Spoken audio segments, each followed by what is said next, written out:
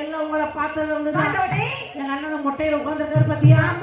அவருக்கு ஒரு மாதிரி ஏறுது இறங்குது ஏறுது மூச்சுத்தான் பார்த்து மச்சான். அவருக்கு மூச்சு சூடாகி முந்தி பத்தி சந்தி திருத்திராம உங்க ரோசா வர கட்டிட்டு வாங்க இருங்க உட்காருங்கன்னு சொல்லுங்க. சொல்லலாமா? சொல்லலாமே.